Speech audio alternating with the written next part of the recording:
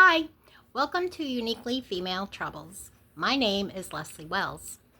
Today I'm going to do something a little bit different. I'm going to tell you a story from my childhood. And this is something that really happened when I was about 8 years old or 9. And just to give you a little background, my family on both sides are from West Virginia. My mom and dad were born there. I was born there.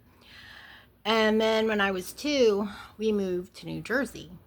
And I was an only child until I was 6. And then by the time I was 8, I had 2 little sisters and a little brother because my mom had twins. And so we went from a family of 3 to a family of 6 pretty fast. And this is an episode that really happened. And I'm going to try to tell you this little thing that happened in my life that has always stuck with me.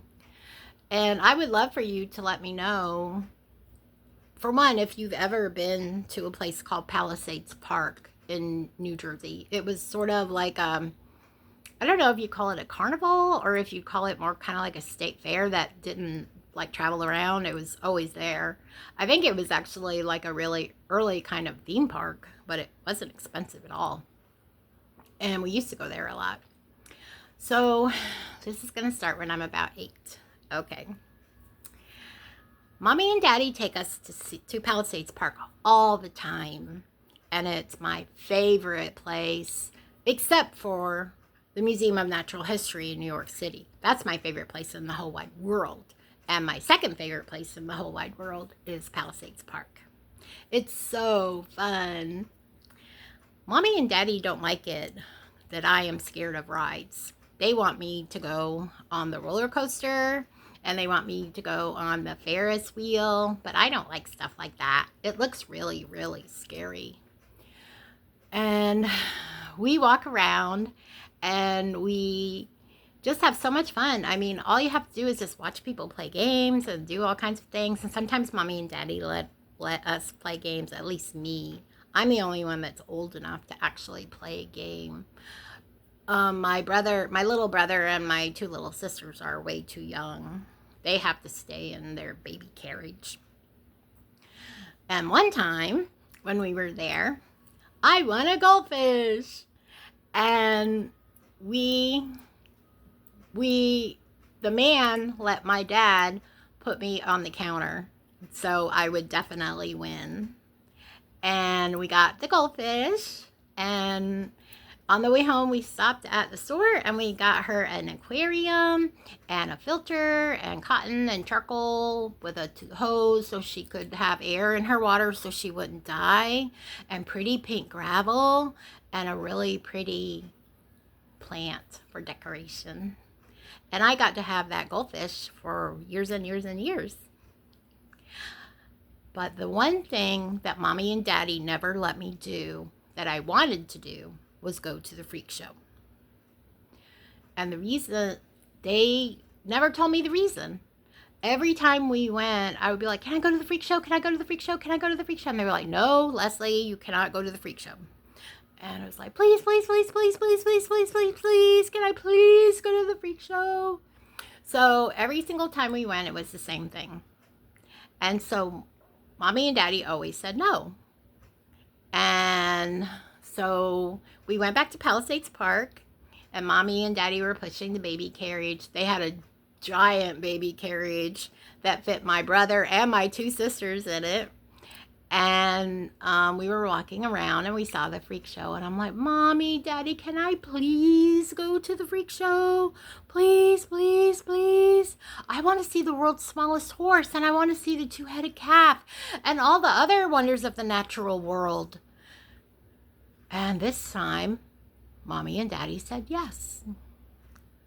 I couldn't believe it. I was so happy. So Mommy stayed outside with the kids, and Daddy took me inside. And he paid 2 dimes, one so he could get in and one so I could get in. And I ran to the first box, and it was in the middle of the floor, and there was hay on the bottom of it. And the tiniest horse you can ever imagine was standing in the box. He was no bigger than a dog, but he was a horse. But he was sad. He was very sad. His head was down. He wasn't looking around, and really, what was there to look at? He was inside a box. And he just stood there with his head down, and people were crowding around, including me, looking at him. And I felt so sad for that horse. I wanted to take the horse home, but I knew they wouldn't give me the horse. But he was little enough to sleep in my bed with me. He was that small. And I just imagine having him for a pet and feeding him yummy apples and carrots and sugar cubes like horses like to eat.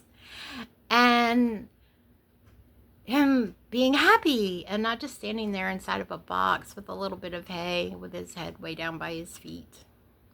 But that was not possible to happen. So then I went to the next box, and that's where the two-headed calf was. And there was a calf in a box, the same kind of box with hay on the floor of it. And the calf was laying down. It had 4 legs, just like a regular calf, but it had 2 necks and 2 heads. And the calf was laying all sprawled out inside that box. He was alive, but it looked like his heads were too heavy for him to even stand up or walk around. I don't know if they were, but that's what I thought. And I felt so sad for that calf. The calf seemed like it couldn't walk or stand or do anything because its 2 heads were so heavy. And I was so sad for the calf. I wanted to pet her or him, but the box sides were too high. You couldn't touch the horse or the calf. So then I started looking around, and there was a giant jar. And inside the jar, floating in liquid, was a baby with 2 faces. It had a giant head, a normal sized body. It was a boy because it didn't have any clothes on. But it had 2 faces on its giant head. And I didn't know, is this 2 people with 1 head and 1 body? Or is it 1 person with a giant head and 2 faces? It must have died very young. It must have died almost as soon as it got born, because it was still a very, very young baby. But how old was this very young baby? I wondered how many years had this poor baby been floating inside this jar of whatever kind of liquid that was. And his eyes were open. All 4 eyes were open, but he couldn't see me. He couldn't see anything. He'd been dead for a really, really long time. I thought about his mommy and his daddy and how they felt when their baby came out with 2 faces, and how they felt when he died. And how did this poor baby end up inside this jar for people like me to stare at instead of buried in a grave? I would never know the answer to that question. Did his mommy and daddy sell him after he was dead? Or what happened to this poor little boy who was born with 2 faces? In another jar, they had something very ugly that they said was a mermaid. And it looked like a really weird looking fish that kind of looked like it did have a lady's face, but it was not beautiful at all.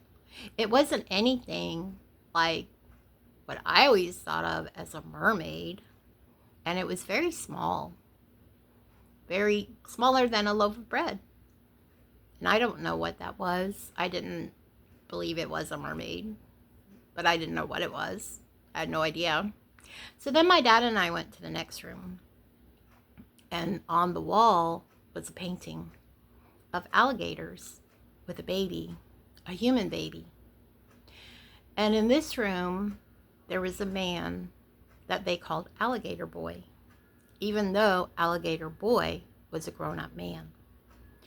And the painting on the wall said that Alligator's man's mommy was a person and his daddy was an alligator. And right away I thought, how could a lady and an alligator have a baby together? I didn't know what to think. And in front of the painting of the alligators in the river with the baby and all the writing on the wall, there was a small stage. And sitting on the stage on a stool was a man. He wasn't a boy, he was a man. And he had on shorts, nothing else. And his skin did look like an alligator skin, but he didn't look like an alligator. And I was staring at this man, wondering, is he really part alligator?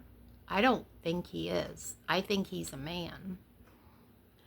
But there were other people there too, and some of them were saying really mean things, like gross or yuck or ooh, he's so disgusting.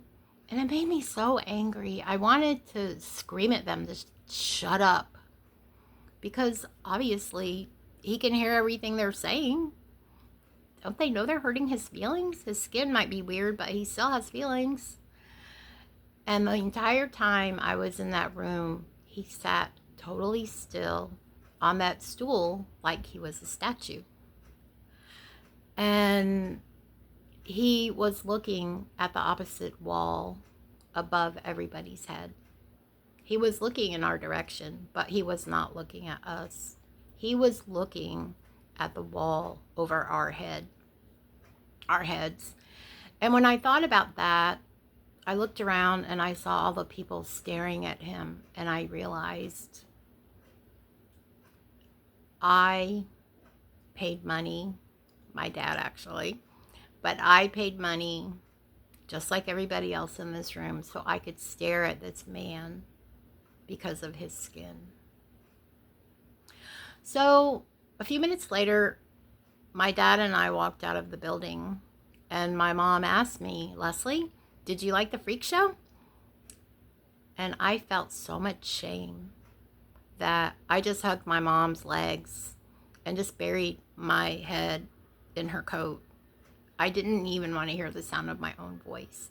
I felt like such a bad person for wanting to pay money, for wanting to go in and stare at another human being who was a person just like me, even though his skin was messed up. And I knew that, even though I was only 8 or 9 years old. And that is something that happened. And I've never forgotten that. I still think about it sometimes, and I know freak show is not politically correct, but I'm calling it that because that is what we called it. We called it a freak show back in, what was 1970? No, either 1969 or 1970 was when that happened. And I would love to hear from you guys about whether you encountered people who were different, who maybe back then would have been called freaks, and how that felt, and what your reaction was as a child. Did you ever go into a so-called freak show when you were a child? And I would also love to hear if any of you remember going to the actual Pallisades Park in New Jersey. I would love to hear about your memories of that place, because I still have great memories of that place, but I don't have great memories of going inside that building. And I understood, while I was still standing there staring at that man, I understood why my mom and dad kept telling me no. But I think they were wise, because the only way they could make me stop wanting to see what was inside that building was to actually let me see it. And I never wanted to go to another freak show again. And I never wanted to see anything like that again. And I felt so much sympathy for that poor man. And I have heard, and I don't know how true this is, and I'm sure it's different for each individual, that people with different problems and deformities and stuff like that used to like being in shows like that. For one, they would make a lot more money there than anywhere else. And for two, they had their own community. of other people who were different than mainstream, average people. And so I hope that is true. I hope that man had a good life. I don't know if he did, though. And I still think about how happy that horse would be if he could have come home and lived in my backyard and slept in my bed with me, which my mom would never allow because I don't know if you can house train horses. So anyway, thank you, and thank you for listening to this story. And I would love to hear your thoughts. I appreciate you listening to my thoughts, but I want to turn this from a monologue into a dialogue. So please leave me a comment and like this video and subscribe to my channel. I would really appreciate that. Thank you. Bye.